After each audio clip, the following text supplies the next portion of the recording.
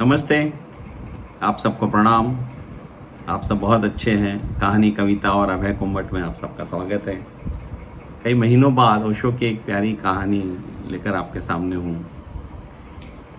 चीन का एक सम्राट था, उसका एक इकलौता बेटा था, सर्वांग सुंदर पर बुद्धू। चूंकि शासन और प्रजा को संभालने का सवाल था, सम्राट ने मित्रों और बुद्धिमानों से सलाह ली और उनसे पूछा, क्या करूं? तो सम्राट ने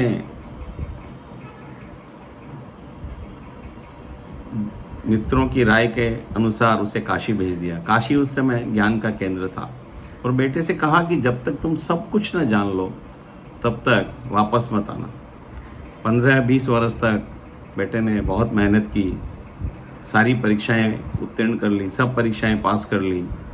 जो कुछ भी वहाँ उस समय जानने योग्य था उसने जान लिया और अपने पिताजी को संदेश भेजा। सम्राट से कहा कि मुझे वापस बुला लें, मैं सब जान लिया हूँ।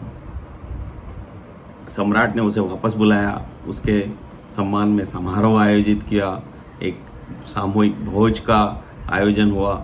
भोज में सम्राट का जो वजीर था वो बेटे के पास बैठा था। ऐसे ही जानकारी के लिए उसने पूछा कि तुमने क्या क्या जान लिया।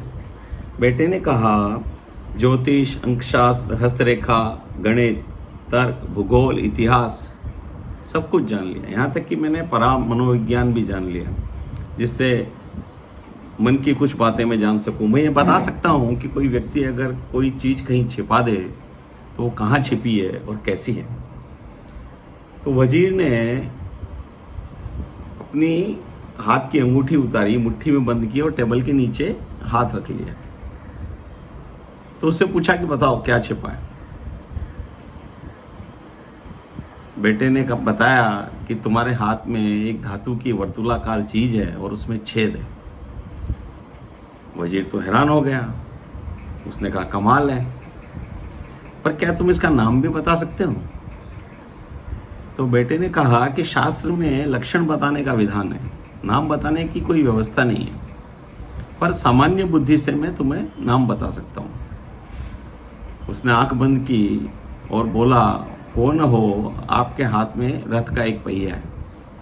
तो ओशो कहते हैं कि शास्त्र आपको कोरी जानकारी दे सकते हैं, सिर्फ इंफॉर्मेशन, ओनली इंफॉर्मेशन।